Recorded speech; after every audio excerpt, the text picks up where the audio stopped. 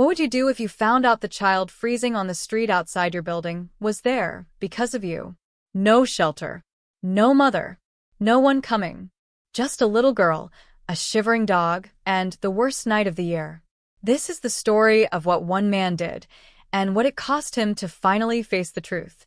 If you've ever been kind to a stranger, or wish someone had been kind to you, this story is for you. Stay until the end. I promise it will stay with you long after it's over. And if you believe kindness still exists in this world, prove it. Hit that like button and subscribe before we go any further. Brussels is beautiful in December. The grand squares light up with golden Christmas markets, the cobblestone streets glitter under snowfall, and the air smells of warm spiced wine and roasted chestnuts. From the outside, it looks like the whole city is wrapped in joy. But not every corner of Brussels tells that story. And on this particular Christmas Eve, the coldest one in a decade, in a narrow alley behind one of the city's most expensive restaurants, a different kind of story was quietly breaking apart in the dark. Leon Hargrove stepped out of his car and straightened his coat. He had just left a charity gala in the heart of the city, a glittering room full of powerful people, expensive perfume, and rehearsed smiles. He had written a check for 400,000 euros without flinching. The room had applauded. Cameras had flashed. And he had felt absolutely nothing. That was the truth about Leon. 44 years old. CEO of one of Europe's largest logistics companies. A man who could move freight across 12 countries with a single phone call, but hadn't been able to move himself to feel something real in over 2 years. Not since the accident. Not since he lost his wife and his young son on a rainy Wednesday evening that changed everything. He lived in a penthouse now. Quiet. Orderly. Empty. Sir. His driver's voice came low and careful. The car had slowed to almost a stop. You should see this. Leon turned toward the alley. And he froze. There, between two large dumpsters, half hidden behind broken cardboard boxes and torn black bags, was a child. A little girl, no older than 7, curled up on the frozen ground, her knees pulled to her chest, her thin jacket doing almost nothing against the cold. Pressed against her, trembling violently, was a small sandy-colored dog. Her arms were wrapped around him, like he was the only warm thing left in the world. Because he was. Leon got out of the car without a word. Snow crunched under his shoes. The cold hit his face sharp and immediate. He walked slowly toward her, not wanting to frighten her. She stirred, looked up. Her eyes were wide and exhausted, the eyes of a child who had already learned that the world could disappoint you. Her lips were pale. Her small fingers were red raw from the cold. But the first thing she did, before she said a single word, was pull that dog closer. And then, barely above a whisper, she said, "Please don't take Biscuit. He's all I have." Leon knelt down in snow. His throat tightened in a way he hadn't felt in a very long time. "I'm not here to take him," he said softly. "I'm here to help. Both of you." Her name was Iris. The dog was Biscuit, a scruffy, loyal little thing who refused to leave her side even as Leon wrapped his coat around her and lifted her gently from the ground. When Leon's driver moved to leave Biscuit behind, Leon stopped him. "He comes." No debate. No hesitation. In the warmth of the car, Iris sat wrapped in Leon's coat, Biscuit pressed into her lap, both of them slowly thawing. She didn't speak much, but at one point she looked up at Leon with those tired, careful eyes and said quietly, "Are you a good man?" Leon looked out at the snow-covered streets of Brussels, slipping past the window. He didn't answer her, because for the first time in a long time, he genuinely wasn't sure. Leon's penthouse had not seen a child in 2 years. The moment Iris stepped through the door, something shifted, almost imperceptibly, like a house that had been holding its breath finally letting it out. Biscuit's claws clicked softly against the marble floor as he sniffed every corner with cautious curiosity. Iris stood in the middle of the living room, eyes wide, taking in the high ceilings and the floor-to-ceiling windows overlooking the glittering Brussels skyline. She didn't say, "Wow." She said, "It's very quiet here." Leon looked at her, then at the room, then back at her. Yes, he said quietly. It is. He made her hot chocolate, wrapped her in the thickest blanket he owned. And for the first time in longer than he could remember, Leon Hargrove sat on his own living room floor beside a 7-year-old girl and her dog and did nothing productive at all. No calls. No emails. No reports. He just sat there, listening to her breathe, watching the snow fall outside the tall windows, and feeling something strange and unfamiliar pressing gently against the walls he had built around himself. When Iris finally fell asleep by the fireplace, Biscuit curled across her feet like a small, loyal guardian. Leon sat awake in the armchair across from them until almost 4 in the morning. He couldn't explain why he couldn't leave. He just couldn't. Morning came gray and soft. Leon burned the waffles. Twice. The smoke alarm went off and Biscuit barked at the ceiling in full outrage, which made Iris laugh so hard she had to hold her stomach. It was the most alive that kitchen had ever sounded. You're terrible at this, Iris told him, completely serious, climbing onto a kitchen stool and peering at the blackened waffles with great concern. I'm aware, Leon said. Mama used to say cooking is just paying attention, she added thoughtfully. Maybe you forgot how to pay attention. Leon stood very still for a moment. Then he turned back to the stove and tried again, this time, paying attention. It was later that morning, while Biscuit napped and Iris wandered quietly through the living room, that she stopped. She had found the photographs on the mantelpiece. A woman with dark hair and a wide, easy smile. And beside her a small boy, maybe 4 years old, laughing at something off camera, his eyes scrunched shut with joy. Iris studied the photo for a long time. That's your family, she said. It wasn't a question.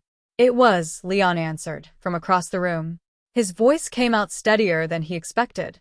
Iris turned and looked at him with those old, careful eyes of hers. My mama is gone too, she said simply.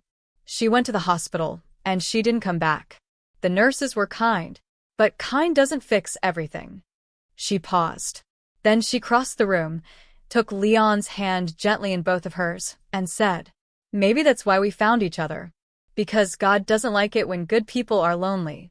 Leon said nothing, but something behind his eyes broke open, quietly, completely, like ice giving way after a long winter. That night, he made the call. He told his assistant to find out everything, who Iris was, where she came from, what had happened to her mother. He told himself it was practical, necessary, the responsible thing to do. By 2 in the morning, the email arrived, and Leon wished with every part of himself that it hadn't. Her mother's name was Claire Voss, 31 years old, a single mother, a quiet, dependable logistics coordinator who had worked for Leon's company for 4 years, never late, never complained, never once asked for special treatment despite raising a child entirely alone. 18 months ago, Leon's board had pushed for aggressive cost-cutting measures. Dozens of employees were let go in a single week. It was clinical, efficient, exactly the kind of decisive action that had made Leon Hargrove famous in boardrooms across Europe. Claire Voss was employee number 37 on that list. And at the bottom of her termination letter, neat, unthinking, automatic, was Leon's signature. He sat at his desk for a long time without moving. The email told the rest quietly and without mercy. Claire had struggled to find work after the redundancy. The stress, the poverty, the sleepless nights of holding everything together alone, it had worn her body down in ways that went unnoticed until it was too late. She collapsed 7 months later. Hospital. Then nothing. She was 31 years old, and her daughter had spent 2 weeks sleeping in alleys, keeping warm with a small sandy dog, because the man whose penthouse she was now sleeping in had signed away her mother's livelihood without ever once looking up from his desk. Leon stood at the window and looked out over Brussels, the beautiful, glittering, indifferent city, and felt the full weight of what success had actually cost. Not him. Someone else. Someone who never got to defend herself. Someone whose name he had never known until tonight. He looked toward the hallway, where Iris was sleeping. And for the first time in his adult life, Leon Hargrove, the man who had never apologized to anyone, wept. There is a moment, if you are lucky enough to live long enough to experience it, when everything you thought you were building suddenly reveals itself for what it truly is. Not a legacy, not a triumph, just a wall. A very tall, very expensive wall, built brick by brick from ambition and avoidance, designed not to keep the world out, but to keep you in. Safe. Numb. Untouchable. Leon Hargrove had been building his wall for 44 years. It took a 7-year-old girl and a scruffy dog named Biscuit exactly one morning to walk straight through it. He didn't sleep that night. He sat in the armchair by the fireplace, the dying embers casting long soft shadows across the room, and he watched Iris sleep. Biscuit was tucked under her arm, rising and falling gently with her breathing, faithful, steady, unbothered by the weight of the world the way only animals and children can be. Leon thought about Claire Voss. He thought about the 4 years she had shown up quietly and reliably to a company that had discarded her like a line item on a spreadsheet. He thought about the nights she must have spent holding Iris close, promising her that things would get better, believing, the way mothers have to believe, that her efforts would be enough. He thought about his signature, and he made a decision. Not a business decision, not a strategic one, a human one. When Iris woke that morning, Leon was already in the kitchen. No burned waffles this time. He had been paying attention just like she told him to. The table was set properly, orange juice poured, Biscuit already fed and sitting expectantly at Iris's chair like a small dignified butler. Iris looked at the table, then at Leon, then back at the table. "You practiced," she said, narrowing her eyes with great seriousness. "I paid attention," he replied. She smiled. And it was Claire's smile. He could see it now, in the photographs his assistant had found. The same quiet brightness. The same warmth that cost nothing and gave everything. He sat across from her and folded his hands on the table. "Iris," he said carefully, "I want to ask you something important. And I need you to know that whatever you say, I will listen. Really listen." She looked at him, chewing her toast. "Would you like to stay here?" Properly. Permanently. "You and Biscuit. This would be your home." The kitchen went very quiet. Iris put her toast down slowly. She looked at Biscuit. Then at the window where the Brussels skyline sat pale and wintry in the morning light. Then back at Leon, studying him the way children do, with a directness that no adult ever quite manages. "Would you be kind?" she asked. "Not charity kind. Really kind." Leon felt the question land somewhere deep and honest inside him. "I'm going to spend the rest of my life learning how," he said. "But yes. "I promise you, really kind." Iris picked her toast back up.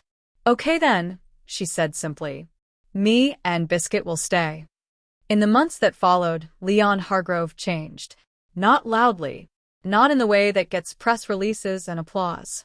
He changed the way snow changes a city, slowly, quietly, until one morning you look up and everything looks different. He hired back every employee he could find from that redundancy list. For those he couldn't reach, he set up a hardship fund in their names. No applications, no humiliating interviews, just money deposited quietly into accounts that needed it. He converted 3 unused commercial properties his company owned across Belgium into family shelters, warm, dignified spaces where parents who had fallen through the cracks could rebuild without shame. Every single shelter had a dedicated space for pets. Because Leon understood now, in a way he never had before, that sometimes a dog is not just a dog. Sometimes a dog is the last thread of love a child is holding on to in the dark. He named the foundation after Claire. The Claire Voss Foundation, because kindness should never arrive too late.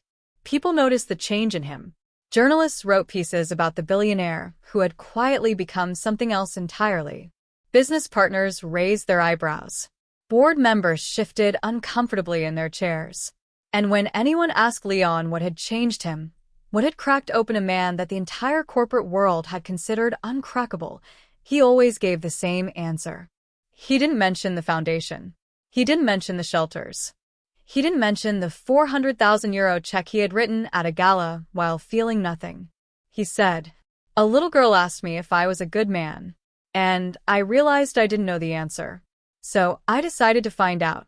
Iris grew up in that penthouse.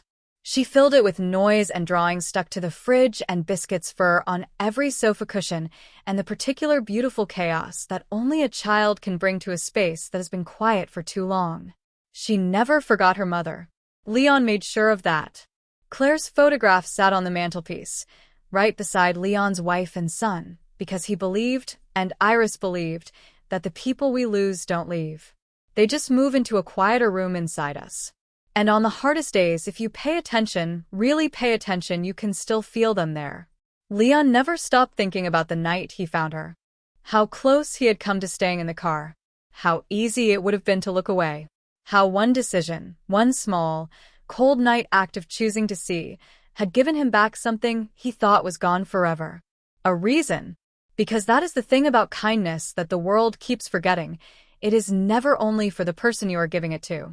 It is for you too. It finds you in the places where you are most broken. It walks through the walls you built to protect yourself.